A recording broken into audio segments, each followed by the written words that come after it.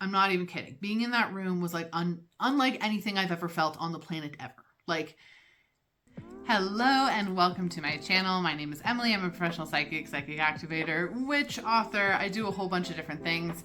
And I also travel, like, a lot, like all over the place, oftentimes with you guys. And in that amount of travel that I have done, both domestically and foreignly, I have found some really incredible activated spiritual spots that I really want to tell you about because they're amazing, to be totally honest. Like that's the point of me telling you about it, is one, they're amazing. Two, I really want to tell you about it because I think they're wonderful places that a lot of people can go. Not all of the spots are super accessible. Some of them are, some of them not. But if you are heading to any of the places that I mention on this list, I hope I can inspire you to like go explore some of those spiritual things. Three, I think spiritual travel is super important. I think pilgrimages used to be a big thing in ancient times to different sacred sites. And I think that's something that we should really bring back, especially as revitalizing different pagan religions occurs, especially as spiritual journey stuff occurs, thinking about like astrocartography, those types of things are happening. Astrocartography is basically like taking your astrology chart and stretching it over the planet and seeing where you should head to. Those things are happening more and more. And it's something that if you've ever felt really pulled to go to some place, there's a good chance that it's going to be a spiritually activated place for you. So I thought it would be fun to just kind of tell you some of my random spiritual travel stories from some of these very activated places and hopefully inspire you. And even if you can't go internationally, like I say in a bunch of these stories, that doesn't mean you can't explore domestically too. It doesn't mean that a 1 hour road trip isn't going to be equally as activated. Look around, rely on your intuition, look for things that really draw you in and see where you go. So before we really get into it, if you're wondering like, hey Emily, you look snuggly today. Yeah, I do. Okay, Mercury came out of retrograde literally yesterday. I'm tired. We had a weird full moon. Mars is still in retrograde and it's the week of the solstice. I'm in a cozy zone, okay? It's snowing outside and the light bulb over there burnt out. So I'm literally like sitting in a dark room just with this ring light and we're gonna be cozy together. I got Hermes hanging out over here. He's chilling with us. And I've got my handy dandy chaos notebook to make sure I actually count down these favorite spiritual spots in the right order because otherwise I probably wouldn't. No seeing in advance though. You gotta keep it a mystery. Put over here. Now I can't see. All right. So let's, without further ado, count down my top 5 spiritually activated places that I've been. Oh, one other disclaimer, I guess with further ado. My bad. Just because this place is spiritually activated for me doesn't guarantee that it'll be spiritually activated for everyone. Some of them will be. But for the most part, it always depends on you, right? You might have a very activated and intense experience in an entirely different place. And then I go to that place and I'd be like, all right, it's a thing, versus myself who has them here in these 5 spots. Also, just because I'm naming 5 spots does not mean these are the only 5 spots. Man, there's much ado occurring.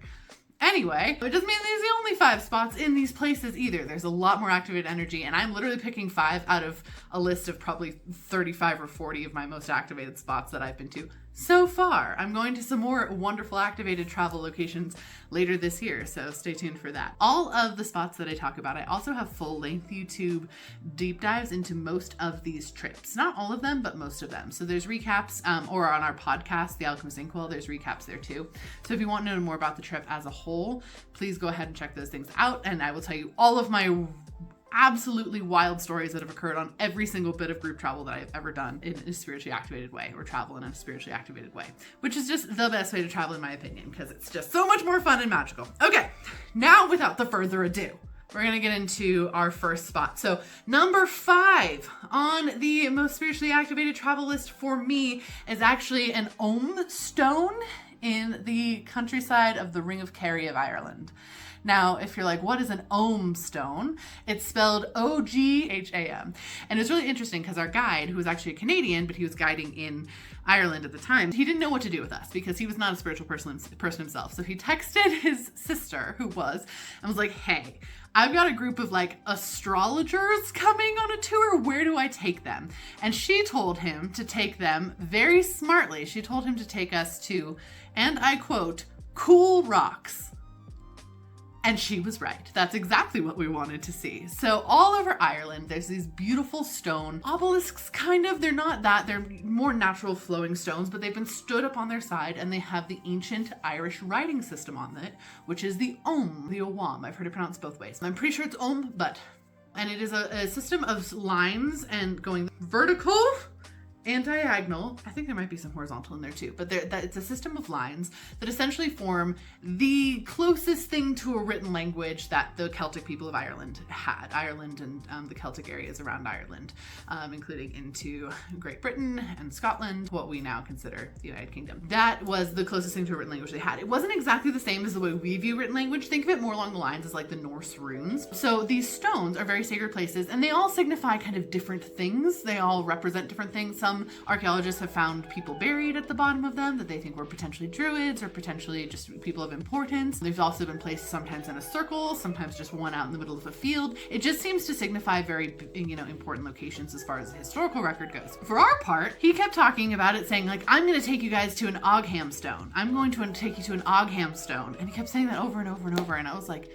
an Ogham stone? And after a while I was like, could you it's weird that I wouldn't know about what this spiritual thing is. Like if it's such a thing that, people associate with the Fae and people associate with ancient druids and stuff. And I have done a lot of research into ancient druids. I'm very drawn to that thing. Like, it's really weird I don't know about it. Could you show me a link to him or something so we do research? And he's like, yeah. And he pulls it up and I'm like, oh, an Ogham stone and a Wam stone. I know what those are. And I proceeded to kind of educate him on how each letter of the Ogham equals a tree and whatever. So he pulls us up to basically the side of the road. We're on this tiny, tiny winding road in a bus. And he's like, okay, when I say go, we got to get out because there's no parking lot near this one. We're like, okay. Mind you, most of these stones, you'd think in your head like, oh, Stonehenge, it's protected or whatever. No, they're just in some random farmer's field over there or down by that creek or they're just about all over the, countryside of Ireland. There's a lot of them too. And so we hop out of the bus drives away, we cross the street through this little tiny gateway, just scooting through.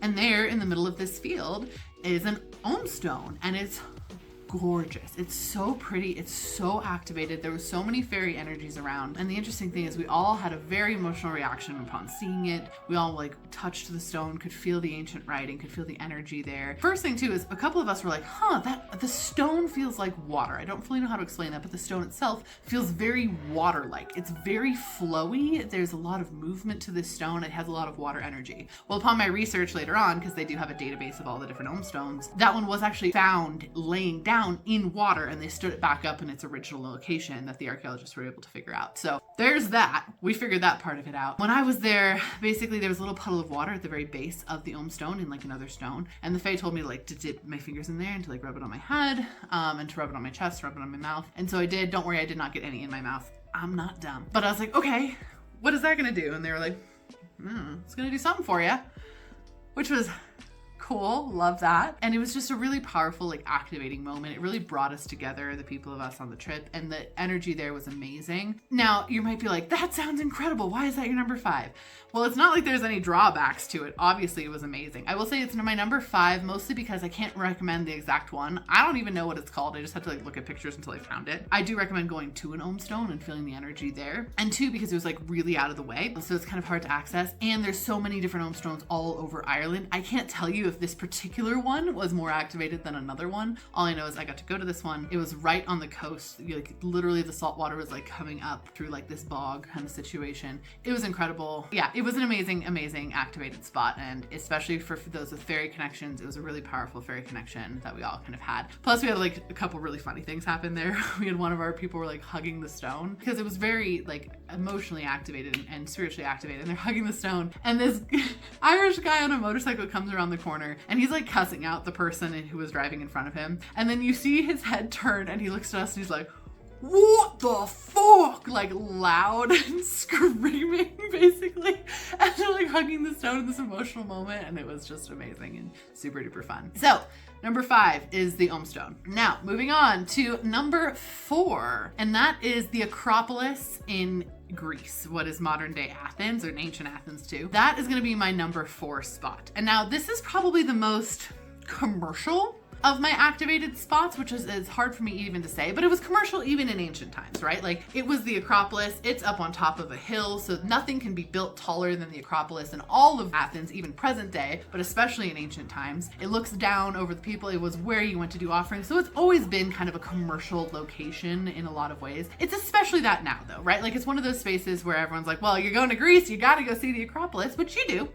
You totally do. I definitely did. Now, it is one of my top 4 places, not because of all of the temples still having the same energy. In a lot of ways they do. Temples are still temples are still temples. They will always be temples. The way they're situated and the way that they're organized, no matter what culture all around the world, they're organized very intentionally on energetic points. Oh, that reminds me, with the Ogham stone, that is also on a very energetic point. It's like on the crossing of 2 ley lines is where the stone was actually implanted when I looked at it, which was very fascinating. But temples are very similar, where they're created in a special energy organization that creates different energetic waves that are actually measurable scientifically. There's equipment that can measure that the energy inside of a temple versus the energy outside of a temple is very different, no matter the state of that temple space. So of course, the Acropolis, it's the Parthenon, right? So it's like the Temple of Athena. There's a couple other temples up there. It's where we get the sisters. If you've ever seen one of those videos on TikTok where the British Museum stole a sister from the Acropolis in ancient Greece, that's where they are. Now they're in the museum, but there's replicas on top of the Acropolis.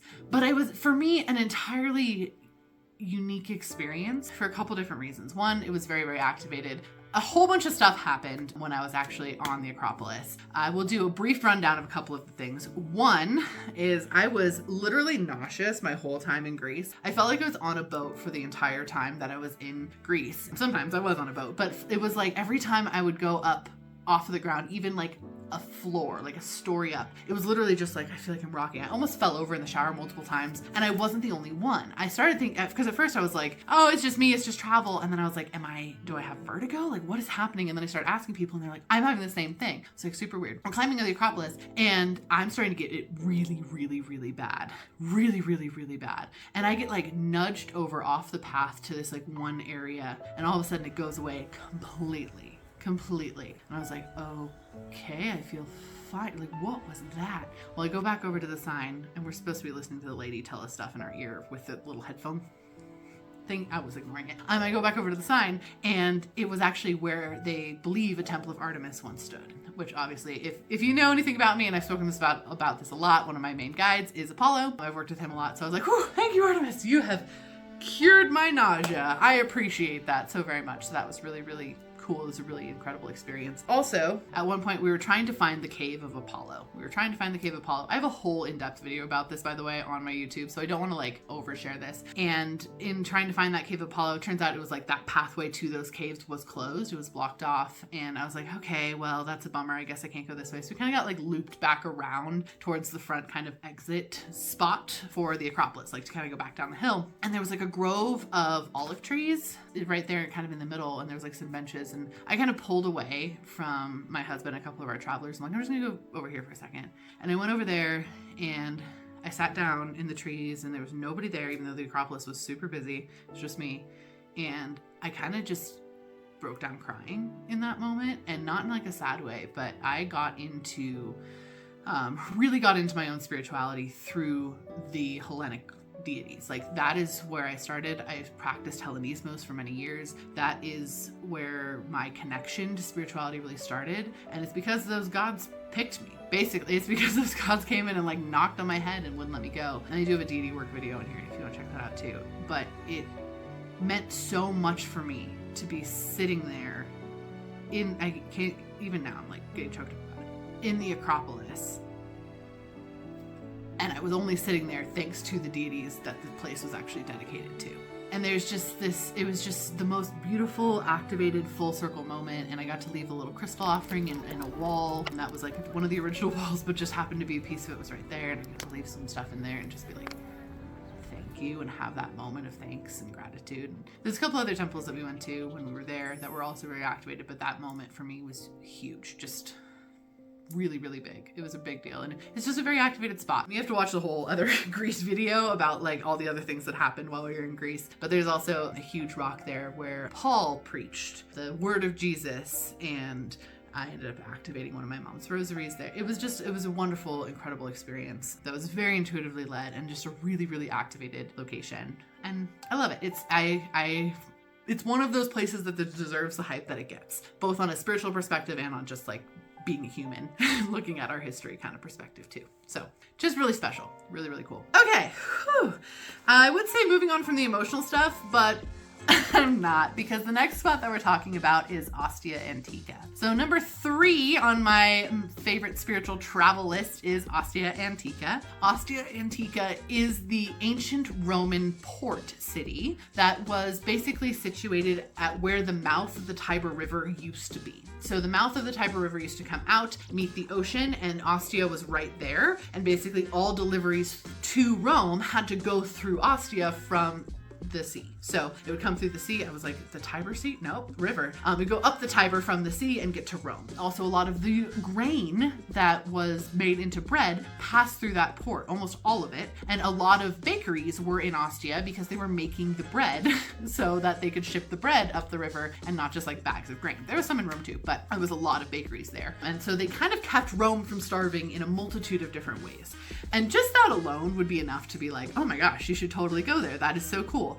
The coolest part about it is that it's an entire town-sized collection of ruins that were not buried in volcanic ash like Pompeii was. Like, I have not been to Pompeii. It is on my list. I promise I will go, but it's incredible. We're talking frescoes and mosaics and everything, just because the river moved eventually, and so the people left because the town didn't really move with it and it wasn't as necessary anymore, and so the town just kind of got ghost town style abandoned.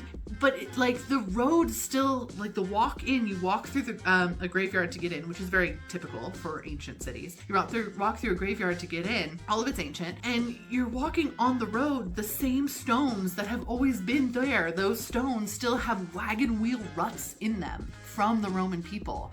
And it's such a spiritually activated place.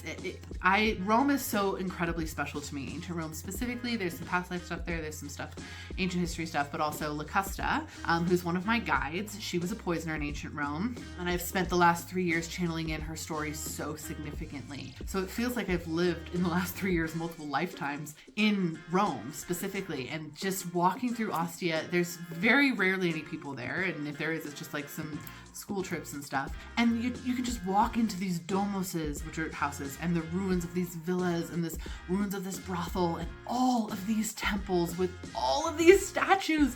So many statues there that are still in their original position. And when I say original position, that is super duper important, because statues were not just like built and then placed in places where they were pretty. Sometimes they were, but when they were statues of deities or spirits or anything like that, and they were placed intentionally, they were placed as a point of reverence to that deity on the planet. Oftentimes the deity would direct them themselves. Like, it's a big deal for where a statue is placed, and if a statue is installed inside a temple, it's like double activated. It's huge. It's a really important thing. There's so many statues in Ostia still on their original plinths in their original temples. Even if the temples are in ruins, because they are ruins, and the statues are all missing their heads, because the freaking Vatican. Pope you. Anyway, they're all missing their heads, which I got to go visit their heads too in the Vatican museums, which was a weird experience. Different time. Other story. However, they're still there. And so the amount of activated energy that's in this space is just incredible. I have gone to Ostia twice now, both times for multiple hours. 3 times? How many times have I been to Ostia? Twice, yeah. I was like, wait a second. For multiple hours, and I could go back and spend multiple more days there, and they're still excavating it. It's not only like half excavated, if that, and you can just walk around and just get drawn to different temples and channel different deities here and there, and it's just so amazingly powerful. I've met wonderful ghost friends there. There's a couple gals that are ghost friends that I have met there, and they've led me around and they helped me understand different parts of what this building was or that building was. There's pottery just on the ground. Like, it's that preserved, I guess. It's just such a magical place. And I know it's just, just a port city. It wasn't like, it was important to the Romans, obviously, I explained, but it wasn't like the most important thing. But for me, on like an intrinsical, activated spiritual level, every time I have gone there, it has literally changed me as a person. Like, so deep and profound and so powerfully. Like, it's amazing. It's just an amazing, amazing place. There's a statue of Fortuna there, the goddess Fortuna, and she's the only one who has her head in the whole place. All the other statues, headless, but she, the goddess of fortune, still has her head. And I always have left her an offering, and she has given me so much love from that. And I'm forever grateful for that site. And if you ever get the opportunity, I recommend going to Ostia Antica. Like, I really, truly do. Again, if you have to pick between Ostia and Pompeii, I get why you probably pick Pompeii, because Ostia is about an hour and a half or so out from the city. It's kind of where you land when you land in the Rome airport. That's basically right outside of Ostia, the city, which is still a city. And you can get tickets to go to Ostia Antica as an archaeological site. But it's so worth it, and it's so beautiful, and it's so peaceful, and it's incredibly activated. And I got to take our group of Italy travelers there on the wildest Italy trip ever, and it was a highlight of everyone's experience because the energy there is just, it's bella, bella, bella, beautiful energy. So yeah, that is our number 3. So we are over halfway through this list of activated places. We're getting there. Moving on to number 2. We are taking a break from Europe and we are popping over to Asia, and we're going to talk about the Inari Shrine in Kyoto, Japan. Now, if you've ever seen on social media, like the images or videos of like the 1,000 Torii Gate Shrine, and you walk through this shrine and it goes up this hill, whatever, you've probably seen them in the context of, wow, this place is crowded. And don't get me wrong, a lot of Japan is pretty crowded. There's a lot of people. However, we were really, really blessed and lucky to have an amazing guide. And she was like, yeah, like, we should go to the Inari Shrine, but we should like go at night because you guys are into spooky stuff and it's very, very spooky. And we were like, okay, let's go at night. And let me tell you, talk about activated spiritual place. Every time when you walk through Torii Gate, you're essentially walking into the other world. That is what you're doing on a basis level. And yep. And now you're walking through 1,000 of them. And you're getting just layers of the world peeled back, and spirits are able to be seen there. I caught ghosts on video. It's not my footage, unfortunately, but one of our people caught ghosts on video, so I can't share that with you because it's not my footage, but it's really cool. Caught ghosts on video. One of our travelers was like, oh, I might have had a spirited away moment. And we all got activated. Like, every single person that went into this shrine with us came out with what they were needing.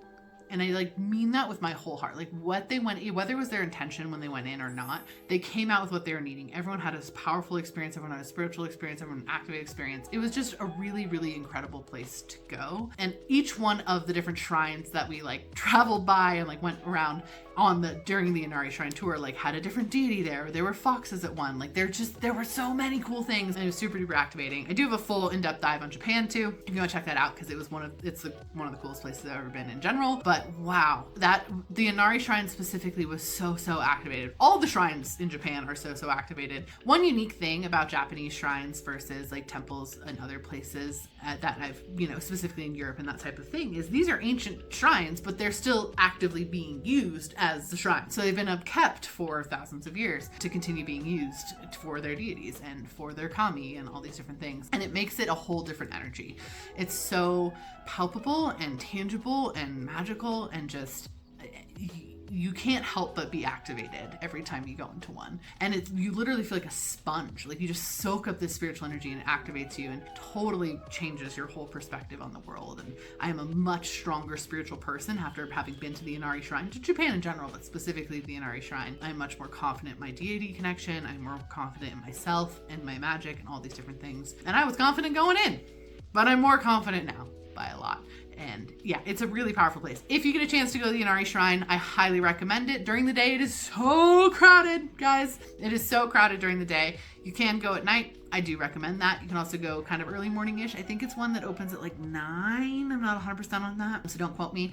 But things open later in Japan, kind of in general. So a lot of stuff doesn't open until like 10 or 11. So it does open a little bit earlier than that, but you want to get on it that way if you want to see it kind of during the daytime. So yeah, the Inari Shrine, totally worth a see. I also went to the Rabbit Shrine in Kyoto. Kyoto in general just has crazy dragon energy and is amazing. That's another shrine I would highly recommend if you're going to Kyoto. The Rabbit Shrine, it's super tiny, but it is so cool. And there's little spirit bunnies just like everywhere. Yeah, so amazing, incredible, super activating. You will be a different person. Speaking of being a different person though, we are now at our number 1 most activated spiritual site that I have literally ever been to. This changed the chemistry of my body and my mind and my soul collectively. Before I dive in and tell you exactly what this is though, we do gotta do a major shout out thank you to my incredible patrons on my Patreon. That is where I really stay connected. That's where I share my predictions about the fate of the world. That's where I share monthly card pulls. If you're interested in like what I am feeling about a certain, you know, big event that's happened in the society or something like that. The information's most likely on Patreon. There's bonus videos. There's meditations each month, and my intuitive initiate tiers get a shout out on here, but they also get an incredibly activated monthly call where we all get together and just chat about stuff, and it's super fun and awesome. So they are the reason I'm able to make these YouTube videos. So we are going to go ahead and dive in and say thank you to Janae, Hunter, Taylor, Cassandra, Margot, Marie, Alex, Sarah, Marla, Caradwin, Angela, Alexandria, Danielle, Funny Godmother, and Meg of the Wild. Thank you all so much. Getting to connect with you is one of the highlights of everything I do, and community is so important right now more than ever, and I'm just beyond grateful to get to have a space to have the community that I do. Even 10 years ago, being a spiritual person in the context that I am now, where I can actually talk about this and we can have true spiritual community, it just wasn't even the same like it is now. And I was in this industry then, and I am just so profoundly grateful and so full of joy that I get to continue to be in this industry in the way that I am. And that's because of all of you. So thank you. Thank you so much. It truly means the world to me. And if you'd like to join my Patreon and check out all of the amazing perks, you can get my podcast early, all sorts of different stuff, go ahead and check out. It is in the comments below. Also, while you're here, if you wouldn't mind liking, commenting on this video, and then follow me on here or subscribe to me on here. It so means the world to me to get to continue to build this community. I'm really making a push more towards YouTube long form content. So if you enjoy this video, comment like on it so I know that you want me to keep making long form content. And also spiritual travel content, super fun for me. So if you want to talk more about spiritual travel, feel free to ask any questions you have about spiritual travel in the comments below, and I'll make future videos on them. I would love to hear what you guys want to know, or any other questions about the places that I have been or anything like that. Please do tell, because like I said, I travel a lot. I'm going to 5 different countries in the next year. So I would love to hear your questions, and I will go ahead and answer those. On the note of the different countries I'm traveling to, I am going back to Italy. We are spending 2 weeks in Egypt. We are going to Iceland. I'm going to Japan, and then we are going to Thailand. So those are the countries that we're going to this next year, which is gonna be super cool and exciting. So I'm excited to take you guys on that adventure, me as well. All right, are you ready to know the number 1 most spiritually activated place I've ever been? I can't hear you, so I'm gonna assume yes. Okay, the most spiritually active place that I have ever been, or activating place, not spiritually active, well, kind of. Activating place I've ever been is Karnak Temple in Egypt. Specifically a side temple where there was a statue of Sekhmet that our guide bribed people so that a couple of us could go see. And then another side temple where there's this incredible tree of life, Ankh, carving situation. So the Temple of Karnak itself is freaking incredible. It is aligned with the spring equinox. So it's aligned with the sun and how it rises during the spring equinox. So it's a very aligned, activated temple. There's so many places where statues either were in the past or are still anchored in their original plinth inside of temple spaces in Karnak Temple that are so profoundly activated. Most of our group were able to hear and see things in multiple places within Karnak Temple in general, including like hieroglyphs and different things that way. It's so powerful. And honestly, if it weren't for this one Sekhmet portion I'm about to talk to you about in real brief words here, it was a toss-up for me between Karnak Temple and the Temple of Hatshepsut, because I also found the Temple of Hatshepsut like insanely activating as well. The way it's laid out is pretty amazing, because there's a temple to Hathor and a temple to Anubis, and then a temple to Hatshepsut herself like at the top, and it like makes this whole triangle of energy, and it's also just incredible. And also Hatshepsut was a lady pharaoh and badass, and the energy of guardians and stuff in that place is just wild. I do have an Egypt video as well if you want to hear more about that. But in Karnak specifically, we went to see this statue of Sekhmet. Now, Krista had seen this statue before. Their guide had got them in to see it previously. And I was slightly skeptical. Like, Krista had told me, like, it's a big deal. And I was slightly skeptical. However, when we went into the room, it was just Krista, Weston, and myself. This statue is still in her original plinth. Unfortunately, I don't believe she's there any longer. I'm pretty sure she has been moved to the new Egyptian Museum, which if you're coming with us to Egypt in March, you will see her then, because we're going to the Egyptian Museum. I think that she got moved there. That's what Hani said was going to happen, and it just opened, so I assume that's what did happen. I'm not going to show you this statue for a couple different reasons. One, she asked me not to. Sekhmet literally asked me not to. She told me I couldn't, basically. And two,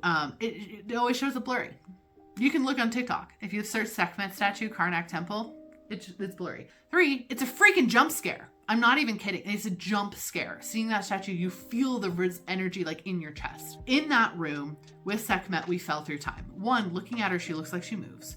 She talked to me. I could see her eyes blinking. They were like a blue, and then they were kind of a gold, and then like a blue.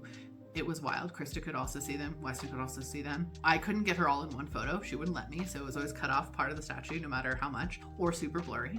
We thought we were in there for maybe 5 minutes. There's 3 of us in this room. We thought we were in there for maybe 5 minutes. Then the guys were like, hold on, you gotta wait till the guards gotta pass and then we can get you back out of here again. We're like, okay. Thought we were maybe in there for 5 minutes more. Almost 30. Almost 30. Felt like she rearranged my insides. I'm not even kidding. Being in that room was like unlike anything I've ever felt on the planet ever. Like, if every temple was built to have that same energy, which it was, and we got to actually keep that intact in that same way, the world would be a very, very drastically different place, which is where they were going, hopefully, in the future. But oh my God, it was incredible. Just incredible. The most activated spot I've ever been. And Karnak Temple in general is just so profoundly activated. There's this scarab that you can walk around to manifest things that works so well. It was working for people before we even left the temple, which was incredible. Like I said, we went and saw this other thing that was like onks carved together, and I put my head against it, and that was the first time I was able to see into the Duat, which is the Egyptian underworld. I've since astraled there a whole bunch, but I could see into there, and that was a whole experience in and of itself. Not to mention my journey with Thoth the entire time in Egypt was mind-bending and amazing, and to feel his presence the entire time kind of guiding me through was just fantastic and incredible. And he's one of my main guides. I hang out with him a lot. Not very forthcoming on information though, which made the journey through Egypt very interesting. And I'm so excited to go back. You cannot go to Egypt and leave the same person you were when you came. You go to Egypt, you change, and you come home more activated, more open, and more connected. And especially when we do it together and travel together with spiritual intention, oh, it's just incredible. I do want to give an honorable mention though. Like I said, I do have a list of like 40 different activated spiritual places that are just incredible all over the planet. I do want to give one honorable mention though, which is Lake Tahoe. Lake Tahoe is where I live. I love it here. I love it here with all of my heart. Putting your feet in that lake, it is such a profound, incredible spiritual experience, especially the beach that I grew up going to. It will forever be the most activated place in the world for me. I know that's really personal though. It's a very spiritually activated place in general, but for me, I had to include it. I couldn't not put her on the list because she is amazing. And if you come to Tahoe, which I highly recommend everyone comes to Tahoe at least once in a lifetime, touch the lake. Touch it, because she's just a beautiful gift to this earth, and I'm so grateful to live near her. And that is it.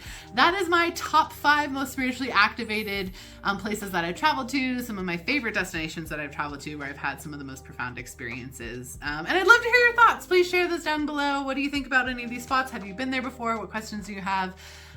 Where would you like me to talk about next?